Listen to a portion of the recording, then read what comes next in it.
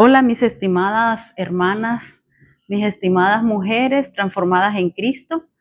Hoy quería hacer un cambio antes de empezar nuestro estudio bíblico. Simplemente quería mostrarles cómo me preparo para realizar los estudios bíblicos. Aquí tengo mis materiales, como son un cuaderno de notas, Biblias de diferentes versiones, marcadores de colores, lapicero.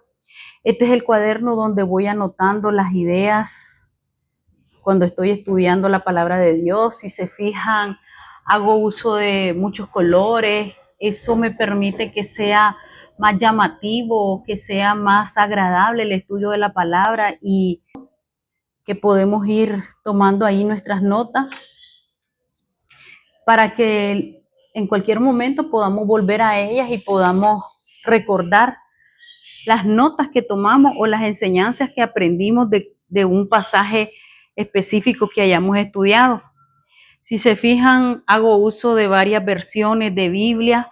Estas nos van a ayudar mucho porque a veces uno lee la Reina Valera comúnmente, pero a veces encontramos frases o palabras o situaciones que no comprendemos muy bien. Para eso, si nosotros buscamos en otras versiones de Biblia, que nos hablen como más claro, como más contemporáneo, son de mucha utilidad. Así que yo les aconsejo que si está en sus posibilidades puedan adquirir algunas versiones diferentes de Biblia para que puedan hacer sus estudios bíblicos y eso nos va a ayudar más en nuestro crecimiento espiritual. Hola, mujeres transformadas en Cristo. Bienvenidas a este espacio creado para mujeres como tú y como yo que queremos crecer espiritualmente a través del estudio de la palabra de Dios. Hoy quiero compartir con ustedes una historia muy especial que se encuentra en el libro de Juan, capítulo 4, del versículo 1 al versículo 43. Te invito a que en tu casa puedas abrir tu Biblia, puedas pedir la sabiduría del Espíritu Santo y pidas discernimiento para entender la palabra que el Señor quiere enseñarte. Por mi parte, en este momento yo te voy a compartir lo que creo que el Señor está tratando de enseñarnos a través de esta palabra. Ponte cómoda y tómate el tiempo necesario para poner atención. Si tienes un lápiz y un papel para tomar notas, sería excelente. Para empezar, quiero ponerte en contexto la historia de esta mujer. Bueno, ella es una mujer que desde su juventud, al igual que la mayoría de las mujeres, anhelaba encontrar el verdadero amor. Cuando ella era joven, encontró a un hombre, se conocieron, se involucraron emocionalmente y se casaron. Ella estaba muy feliz, pero lamentablemente al paso del tiempo la relación fracasó. Se separaron y cada quien siguió su camino. Pero esta mujer, con el paso del tiempo, volvió a conocer a otro hombre y volvió a casarse. Era su segundo matrimonio, pero al igual que el anterior, este también fracasó. Lamentablemente, la mujer quería llenar un vacío que sentía dentro de sí, un vacío de encontrar el amor verdadero.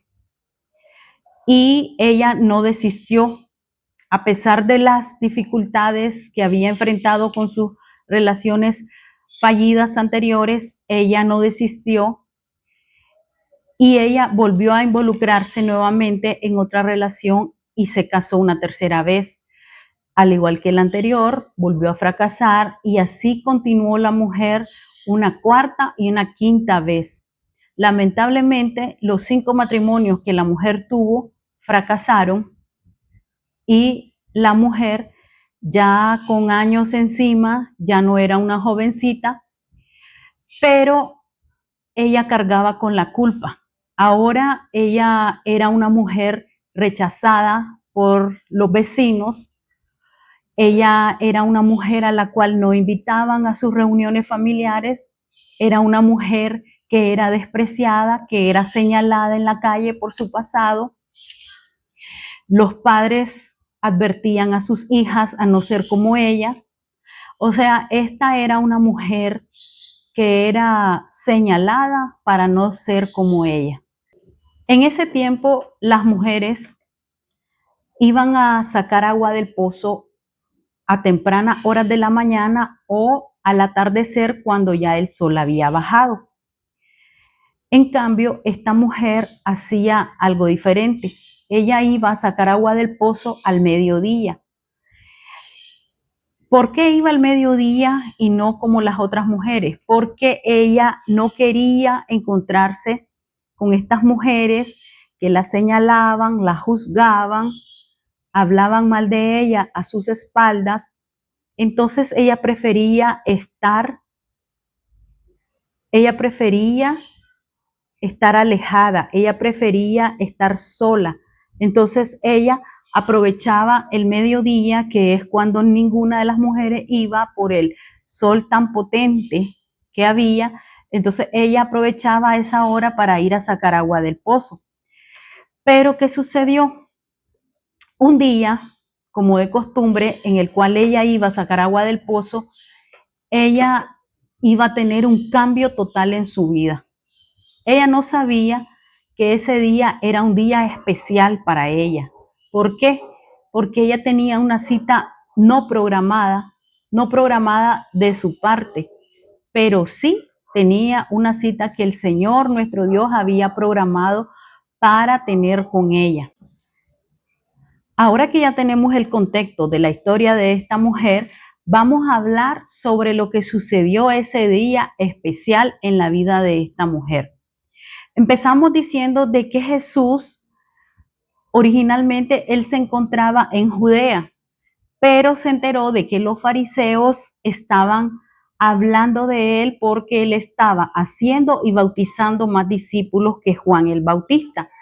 Pero como el ministerio de Jesús en ese entonces estaba empezando, él sabía que no era el momento para enfrentarse abiertamente a los fariseos.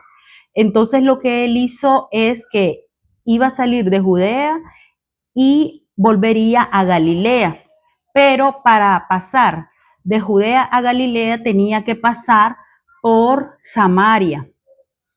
La mayoría de los judíos preferían no pasar por Samaria porque ellos, los samaritanos y judíos, no se llevaban por cuestiones del pasado. Entonces, ¿qué pasó ese día? Jesús, al pasar por Samaria, se detuvo en un pueblo en donde había un pozo y se sentó porque ya era tarde y estaba cansado. Pero en realidad no es que Jesús fue una casualidad que se sentara en ese pozo. Como les mencioné anteriormente, era ya una cita programada que el Señor tenía para tener con esta mujer. Entonces, cuando la mujer llegó al pozo para sacar agua, el Señor Jesús la vio y le dijo: mujer, dame de beber agua. Entonces la mujer, al ver a Jesús, que era judío, ella se quedó consternada porque ella sabe que los judíos y los samaritanos no se llevan. Entonces dice el pasaje que ella le dijo: pero tú, como siendo judío, me pides a mí agua, que soy samaritana. Entonces la respuesta que le da Jesús en este momento le dice: si tú supieras quién es el que te pide agua, tú serías la que le pediría agua a él y él te daría un agua viva. En ese momento la mujer se queda consternada y le dice: pero Señor, ¿cómo me vas a dar agua si no tenés con qué sacarla? Y este pozo es profundo, le dice la mujer. Entonces Jesús le responde en el versículo 13 y le dice así: cualquiera que beba de esta agua pronto volverá a tener sed, pero todos los que beban del agua que yo doy no tendrán sed jamás. Esa agua se convierte en un manantial que brota con frescura desde dentro de ellos y les da vida eterna. Qué precioso eso, ¿verdad, hermana? Y entonces esta mujer le dicen inmediatamente que oye esto, le dice: Señor, dame de esa agua, para que nunca más vuelva yo a tener sed. Luego, cuando la mujer le dice eso a Jesús, entonces él le responde, ve y trae a tu esposo, le dice Jesús. Entonces la mujer le responde, no tengo esposo, Señor. Entonces Jesús le dice, bien has dicho, no tienes esposo. 5 esposos has tenido y con el que ahora vives no estás casada, le dice el Señor. Entonces en ese momento la mujer se sorprende porque le está diciendo, la está confrontando con su realidad. Y entonces en ese momento la mujer dice, Señor, usted debe de ser profeta. Entonces si usted es profeta, le dice la mujer, dígame, ¿por qué los judíos dicen que se debe adorar en Jerusalén y nosotros los samaritanos decimos que se debe de adorar aquí en el monte de Gerizim, donde adoraron nuestros antepasados? Entonces en ese momento Jesús le dice, créeme, querida mujer, que se acerca el tiempo en que no tendrá importancia si se adora al Padre en este monte o en Jerusalén. Ustedes los samaritanos saben muy poco acerca de aquel a quien adoran, mientras que nosotros los judíos conocemos bien a quien adoramos, porque la salvación viene por medio de los judíos.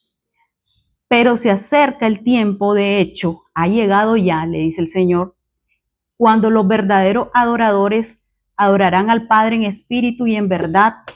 El Padre busca personas que lo adoren de esa manera, le dice Jesús, pues Dios es espíritu. Por eso todos los que adoran deben hacerlo en espíritu y en verdad. En ese momento la mujer le dice, sé que el Mesías está por venir, al que le llaman el Cristo, y cuando Él venga nos explicará todas las cosas. Y entonces Jesús le dice en ese momento, yo soy el Mesías, le dice Jesús. Pero en ese momento, cuando Él le dice eso, sus discípulos vuelven. Ellos no estaban porque habían ido a comprar comida. En ese momento que los discípulos vuelven, entonces ellos se quedan sorprendidos porque están viendo que está hablando con una mujer y con una mujer samaritana. En lo que los discípulos se acercaron, entonces la mujer salió corriendo, dice, dejó su cántaro junto al pozo. Quiero que prestemos atención a esto. Ella dejó su cántaro junto al pozo y dice que se volvió corriendo a la aldea y les iba diciendo a todos, vengan a ver un hombre que me dijo todo lo que he hecho en mi vida. ¿No será este el Mesías?, dijo. Así que salió de la aldea, la gente salió de la aldea para verlo. Mientras tanto, los discípulos estaban allí con Jesús y le estaban insistiendo en que él comiera. Nos vamos a detener un poquito aquí en este momento para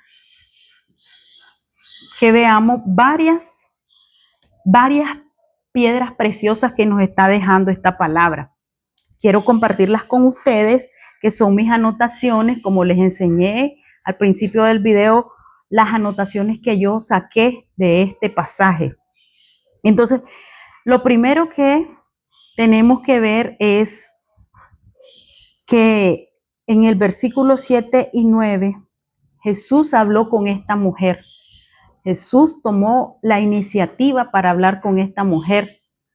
Podemos ver que Él, siendo el Señor Dios hecho hombre, Él no la despreció como la despreciaban toda la gente del pueblo. Él tomó la iniciativa para hablar con ella. Entonces, Él tenía un objetivo al tomar la iniciativa para hablar con ella. Él quería llegar a su corazón, a su alma. Él tenía la buena noticia de salvación para esta mujer. Entonces, podemos aprender de Jesús que las buenas noticias no tienen distinción de raza, de posición social ni de reputación. Las buenas noticias de salvación tienen que ser para todos. Y nosotros como creyentes tenemos que seguir ese ejemplo de Jesús y llevar las buenas de salvación a todos, a todas las personas. No tenemos que juzgar a nadie, no tenemos que despreciar o desechar a alguien. Tenemos que estar dispuestos a llevar las buenas noticias de salvación, debemos estar preparados para llevar esas buenas noticias en cualquier momento, en cualquier lugar y a cualquier hora. En este caso, nuestro Señor Jesucristo, en pleno mediodía, bajo un sol potente, Él no dijo, ay, es que ahorita está haciendo mucho calor para estar hablando con esta mujer. Es verdad que necesita ser salva, es verdad que ha pecado mucho, pero no, yo estoy muy acalorado y me voy a ir debajo de un árbol. No. Jesús aprovechó el momento preciso para hablar con esa mujer. Él no podía dejar escapar ese momento. Muchas veces nosotros por miedo, por vergüenza, nosotros nos quedamos pensando, ¿y si le hablo? ¿Y si le hablo de la palabra de Dios? Pero no, tal vez este no es el momento, mejor otro día. Y quizás ese es el momento preciso que el Señor estaba esperando. Quizás esa era la cita que el Señor tenía programada con esa persona. Pero muchas veces nosotros dejamos escapar la oportunidad. No seamos así, hermanos. Sigamos el ejemplo de Jesús y aprovechemos todas las oportunidades que se nos presenten para llevar las palabras de salvación a las personas que lo necesiten. Otra piedra preciosa que podemos encontrar en este pasaje es el versículo número 10, en donde Jesús le contestó de que si ella solo supiera, quién dice, si tan solo supieras el regalo que Dios tiene para ti, con quién estás hablando, tú me pedirías a mí y yo te daría agua viva. ¿A qué se refería el Señor cuando dice agua viva? Tenemos varios pasajes en el Antiguo Testamento que identifican al Señor como la fuente de agua viva. En el Salmos 42 del 1 al 2 y en Isaías 55:1 se nos dice tener sed de Dios. Nos da a entender que Dios es la fuente del agua viva que necesita nuestro espíritu. En el versículo 15, cuando la mujer le dice, Señor, dame de esa agua para que yo no tenga que volver a venir a sacar esta agua. Entonces, aquí podemos notar cómo la mujer creía que con esa agua ella iba a tener una vida más fácil, más sencilla. Ahí podemos notar nosotros que lo que Cristo nos ofrece no es eliminarnos las dificultades de la vida, no es hacernos la vida más sencilla. Cuando nosotros creemos en nuestro Señor Jesucristo, no es para que se nos resuelvan los problemas, sino que Cristo viene a nuestra vida y nos va a transformar desde el interior y nos va a dar las fuerzas necesarias para enfrentar las dificultades que podamos tener en la vida, que podamos ser transformados desde adentro. En el versículo 16, cuando Jesús le dice, trae a tu esposo, y ella le responde que no tiene esposo, y cuando Jesús la confronta diciéndole que es verdad que no tiene esposo, ahí podemos ver algo que sucede comúnmente. Cuando se toca un tema sensible, la gente tiende a alejarse, a rechazar, la gente se incomoda y habla de otra cosa. Aquí lo podemos ver reflejado en la reacción que tuvo la mujer. Cuando Jesús le dice, trae a tu esposo, la mujer le empieza a hablar rápidamente y le dice de otra cosa. Seguro que eres profeta. Entonces, y le dice, Señor, dime. La mujer le tocó un tema teológico popular de la época y le dice, ¿cuál es el lugar correcto para adorar a Dios? No es que ella estaba interesada en eso. Su verdadero propósito era alejarse del tema que el Señor Jesús le estaba trayendo, que era alejarse. Ella lo que quería era alejarse del tema que él le estaba tocando, ese tema sensible de las cantidades de esposos que había tenido. Pero vemos que Jesús, además de responderle su pregunta con algo más importante, ella le preguntaba, ¿cuál es el lugar correcto para adorar? Él le dice que lo que importa no es el lugar, que lo que importa es la actitud de los adoradores, porque le dice, Dios no es un Dios físico, Dios es espíritu. ¿Qué quiere decir? Que Dios está en cualquier lugar. Dios puede estar cuando estás limpiando tu casa, Dios está allí cuando estás cocinando, Dios está contigo cuando vas en en el autobús para tu centro de trabajo. Dios está contigo cuando vas al mercado. Dios está contigo cuando estás en el templo. Dios está contigo cuando estás en el trabajo, enfrentando problemas, dificultades. Dios no está limitado a un solo lugar. Se le puede adorar a Dios en cualquier lugar y a cualquier hora. Eso depende de nuestra actitud hacia Él, de nuestra actitud de agradecimiento y adoración hacia Él. Cómo lo vamos a adorar y en dónde. Aquí lo importante no es dónde adoremos, sino cómo adoramos a Dios. También podemos tener en cuenta que lo importante aquí es pedirle la ayuda al Espíritu Santo cuando nos dispongamos a adorar a Dios. Porque, por ejemplo, en Romanos 8:26 dice que el Espíritu Santo intercede por nosotros.